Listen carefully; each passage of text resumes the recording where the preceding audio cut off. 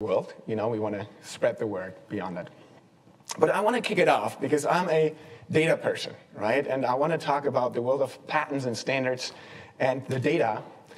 And I think one of the things I had to learn over the past 15 years of my career is that the world of standardization is very complex. Think about cellular standards. It's not a standard that we set and that we finalize and then it's, then it's ready and then it's final. It's continuously changing, right? In the world of cellular technologies, we call that releases. All of you have phones, so depending on when your phone was produced, it uses different versions of 4G and 5G and different releases, right? We have these generational changes where the technology is changing every 10 years, right? we have a panel coming up, the first one today, that talks about 6G, so the next technology is already there, we can see it. But even within these Gs, we have now different applications, and different applications come with different protocols, different specifications that work for different use cases like V2X or NB-IoT. And of course, some of these specs work for user equipment devices and others for base stations, like the infrastructure world. So all that complexity in the standardization world, we have to consider when we talk about which products use these standards and how do they use these standards. And of course, I'm a patent person.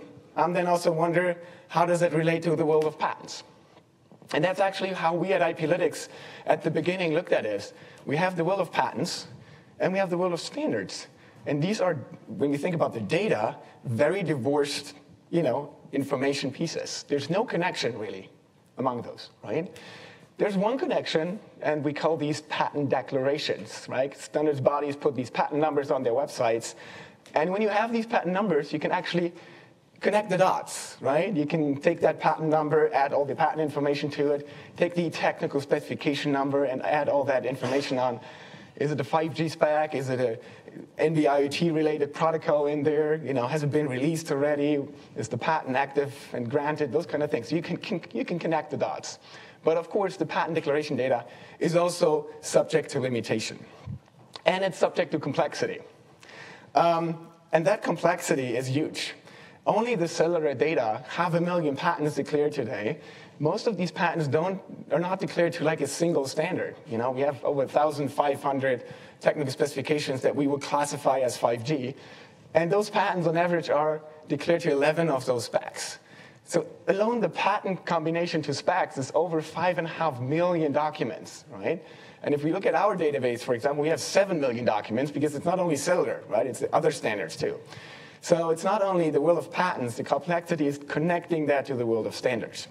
And now if we think about claims within a patent and sections within a standard, the combinations even get more, right? If you want to compare some of the claims of a patent to sections of the standards, we come up with hundreds of millions of combinations. So that's where we are, right? There is complexity in technology. There's complexity also in the data. So when thinking about the data on these patents that connect the worlds, the declarations, we realized quickly we have two big data challenges. One is the over-declaration. We call it over-declaration, but it's by design, right? We know that because of the IPR policies of organizations like ETSI, tell you basically you have to declare your patents early in the process. And early means some of the companies only have a provisional, and if that slightly relates to the standardized technologies, they declare it because by that policy they want to, make sure that it's declared that they have, obliged with the FRAND commitment of saying this patent potentially may be essential. But by design of that system, we see that in the world of 3G, 4G, estimations that we probably only have 20 to 30% of the patents declared actually essential.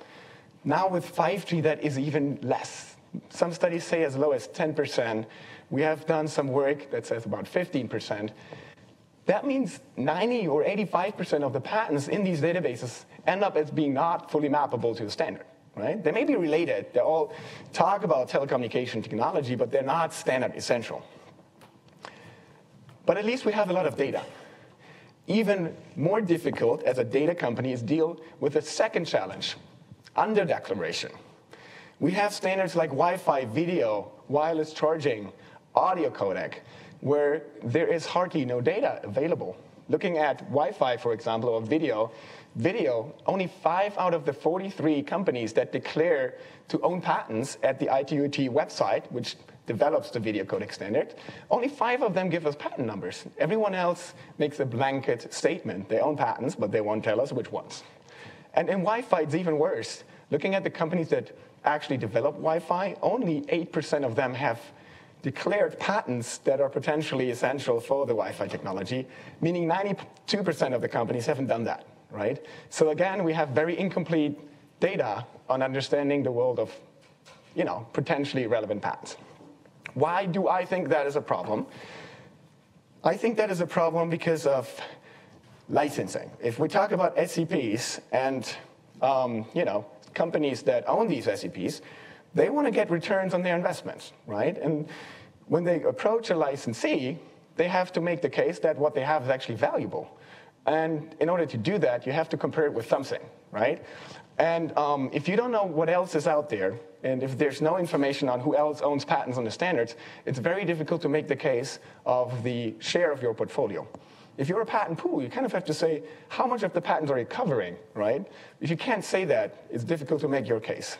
But even more from the licensee perspective, many of these licensees today are new to this, right? They're coming from industries where SEP licensing wasn't something they had to deal with 10 years ago. Smart meter companies, even some automotive companies.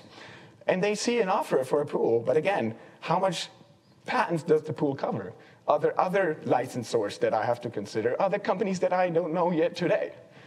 Have there been patents changing ownership to patent assertion entities that I should be aware of? Without data, we have a lot of question marks, right? And we are trying to fill these question marks. And we know that it's not perfect, right? Data is never perfect. But at least it gives you more transparency to see the market and facilitate licensing and decisions for both sides, licensors and licensees. People keep asking me these days, can AI help to overcome these challenges, Tim, right? And of course, that's a tough question. But now, IPlytics joined LexisNexis. LexisNexis is one of the largest IP data companies in the world. But they're also one of the more, companies that deal with AI for years, right? We have whole AI teams across the whole big corporation. And we have access to a lot more technology these days. And of course, AI is a hype. I think it's an opportunity. But we have to be careful what it can do and what it can't do. So my answer is typically yes, it can, of course. But there's 2 things we have to consider. First, if we want AI to solve our problems, we need high-quality training data, right? Because and that's the word we all know, garbage in, garbage out. We need high-quality data to ensure that we have outcomes that we can trust. And the second thing is, it cannot work without the experts. We're not going to replace any subject matter experts that has 25 years of telecommunication experience, who can claim chart and who understands what's going on. We will not do that. We will need their help to make sense of the outcomes of AI, right? So 2 things we're doing in this area. The over-declaration problem. We are comparing all the claims of these patents to all the sections of the standards that are declared or that are standards and patents that we relate, that we feel have some relation. And we're looking at independent claims, and we map that to sections. And you heard before, 5.5 million combinations. But if you take 5 independent claims and on average 120 different sections, these combinations add up. So we come up with really millions of claim section combinations. And we try to make sense of it. We use training data. We have a model. It's a transformer model. And it basically scores each claim to the section. And it gives it a score between 1 and 100%. So what are you going to do with that score? Again, it's not a claim chart. We're not going to replace claim charting. I'm sorry. We're not there yet. But it helps. It still helps. I think the most valuable use case is that this kind of analysis allows you to identify patents that really do not relate to the standard.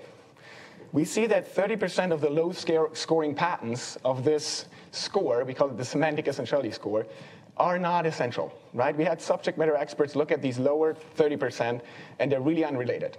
So this gives you a chance to take these 500,000 declared patents and at least get rid of 150 of those, right?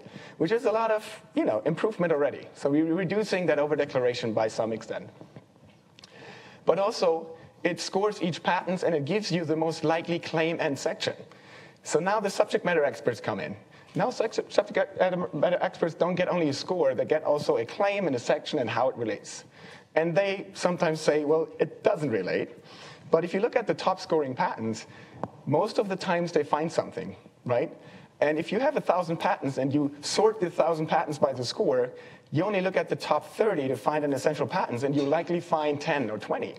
While otherwise you have to go through all the 1,000 because you have no way to know where to start, right? So we can sort, we can filter, we cannot replace claim charting, but we can help and support that work, right? So that's the first step in a direction where we can see there's some value in using AI. We're not there yet to solve the whole problem, but we can contribute to make it better. The second thing we do, I'm super excited about, is Cypher. Cypher is a technology that LexisNexis acquired also about a year ago. It's a classifier. We call this now the patent site classification. And that classifier is trained with a positive training set. Take video codec. We have 2 patent pools in video codec. So we put in the VVC patents and let the classifier train. And to our estimation in video codec, we have like 30 to 40% of the patents in pools. So it's a pretty high number. But we still have 60% missing. So the classifier takes the training data and identifies all the other patents outside of the pool that are in the market. And we can do that now for many other standards that we know are out there. The patents on these standards, but there's no patent declaration or patent pool information. We did that for Qi and video codec. We have other codecs like AV1, BP9 we're working on right now. We are tackling also the audio codec space. And we're also tackling the broadcasting and even some of the semiconductor standard space. All to give a landscape of patents. They won't be all essential. There will be landscapes of patents, not of SEPs. But at least it solves and gives you some information of who owns patents in the space. And if you have 100 or 200, then it's likely that some of those are essential. And as a licensee, okay, these are companies that could have a licensing program. Or when they're trading their patents to patent assertion entities, I should be worried maybe. And also for the licensors, they see, oh, this is how my portfolio compares to other companies' portfolio. And I'm actually one of the top ones. And I can present that to the licensees and say, hey, if you license with me, you license one of the top ones.